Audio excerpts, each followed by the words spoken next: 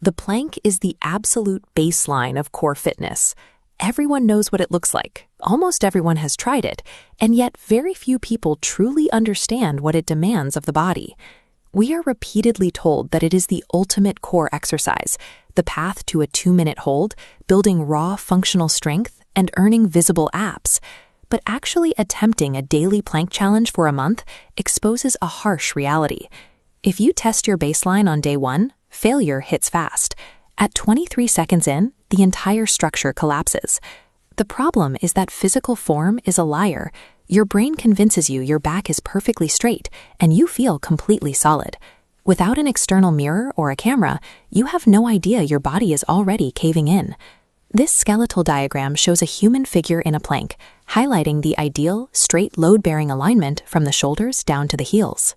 Maintaining this line requires tight control over your shoulder stabilizers, the muscles around the shoulder blades, and your hip flexors, which run across the front of the pelvis. But years of desk work leave those precise stabilizers severely undertrained. Because of this, the isometric hold, a static contraction, breaks down. Your hips sag heavily toward the floor and your shoulders creep up to compensate.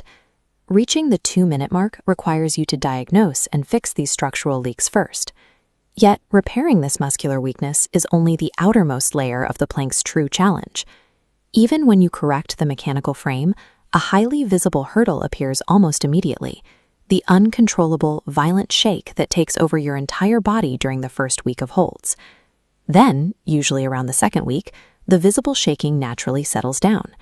The core is entirely incapable of building meaningful new muscle mass in 12 days, but the shaking simply stops.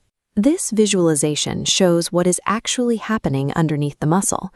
Chaotic, scattered electrical nerve signals are firing erratically across different groups. Before your body can brace properly, your nervous system has to literally map out what an isometric plank is, a process known as neural gains. Once that map is securely in place, the nervous system stops wasting effort.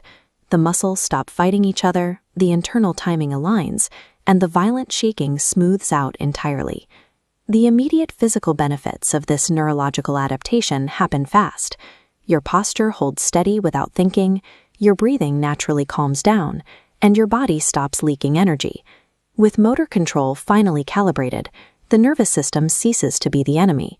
That clears the stage for a much more difficult, purely psychological opponent. Right around the 1-minute mark, the physical alignment holds strong, but the mental endurance begins to aggressively crack.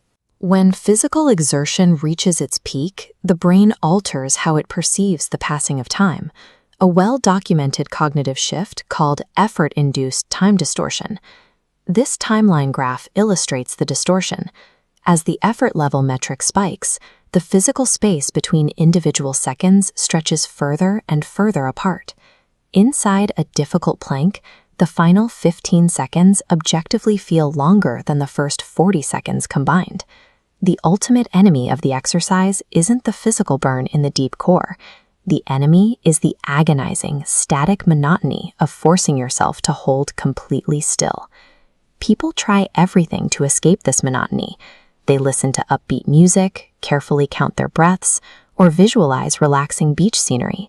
But those mental tricks usually fail, leaving you staring at the clock even harder.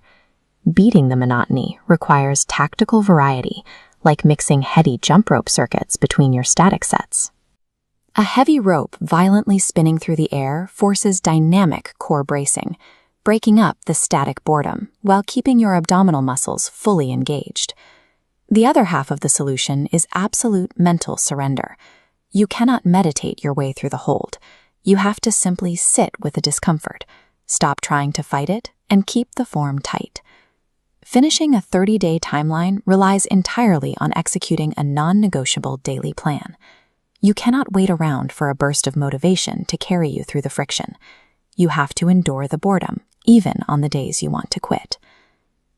By the final test on day 30, the numbers present a stark contrast. The miserable 23-second baseline is shattered, replaced by a steady, controlled hold of 2 minutes and 47 seconds. While this 7-fold increase in endurance is significant, the 30-day results include 0 visible abs and no raw muscle hypertrophy. The profound physical changes that actually occur remain entirely invisible. Core bracing under load becomes automatic, daily posture improves effortlessly, and breathing remains calm under stress. The most significant adaptation happens entirely internally. You develop the capacity to keep your mind completely quiet while your physical body begs you to stop. The isometric hold functions as a rigorous mental endurance drill, using the core as the physical medium for the test. The 30-day challenge concludes with a rewired brain, one capable of maintaining absolute composure while facing intense, prolonged discomfort.